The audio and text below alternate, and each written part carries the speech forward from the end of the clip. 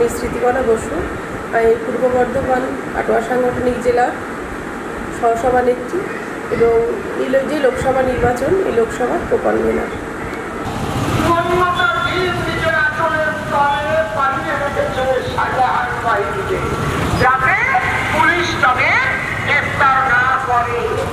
তারপর মহামান্য হাইকোর্টের নির্দেশে পুলিশ গ্রেফতার করতে বাধ্য হয়েছে।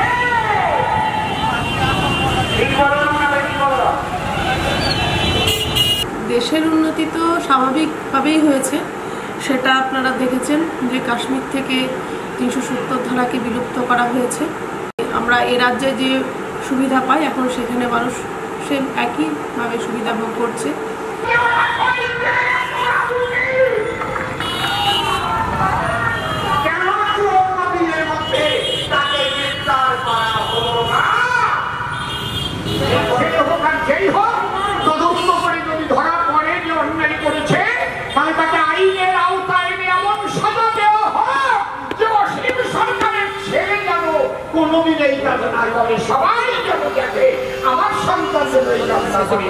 মুখ্যমন্ত্রী কথা উনি আমি বিশ্বাস করি না, উনি আমার মুখ্যমন্ত্রী, উনি হচ্ছেন সব এই ষড়যন্ত্র, সমস্ত কিছু ষড়যন্ত্র।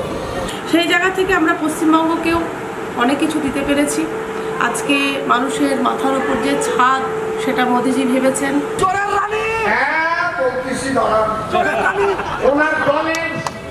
যে প্রত্যেকটা মানুষের দিনের শেষে রাত্রে ফেরার পরে যে মানুষের একটা আস্থানা দরকার, সেই মাথার ছাদ আজ পর্যন্ত কোনো প্রধানমন্ত্রী ভাবতে পারেননি, যেটা আমাদের মোদিজি ভেবেছেন।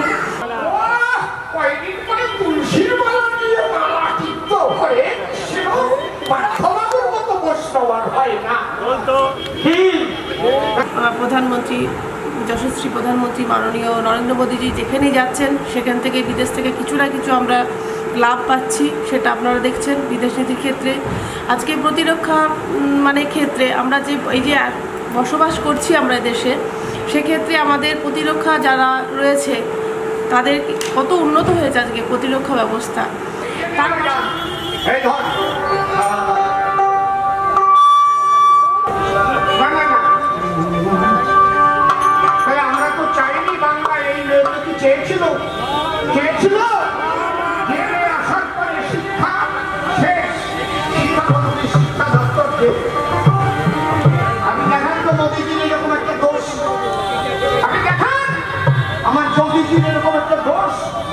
তো আমরা ভোটকে আগে ভাবতাম যে না ভোট এসেছে একটা সত্যি একটা উৎসবের ময়দান হবে না, তো কিন্তু সেটাতে আজকে পশ্চিমবঙ্গে এটা আমাদের দুর্ভাগ্য যে সেটাকে একটা বিশৃঙ্খলা বা একটা সন্ত্রাসের বাতাবরণ তৈরি করে ভোট আসলে। তো আমরা রাজনৈতিক ময়দানে রয়েছি, তো আমরা তার জবাব যা আসবে মানুষের কাছে সেটা আমরা আমাদের মতন করে তুলে ধরার চেষ্টা করবো।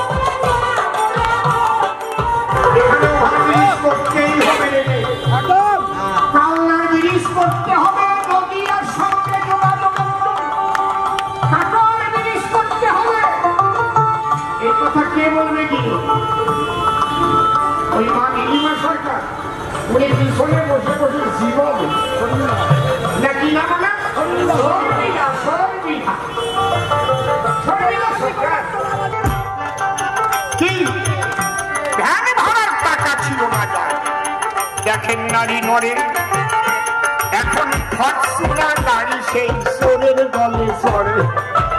কি বলছি নাকি তোমার বাপের টাকা জনগণের টাকা মেরে যদি বাংলায় 35টি আসন বিজেপিকে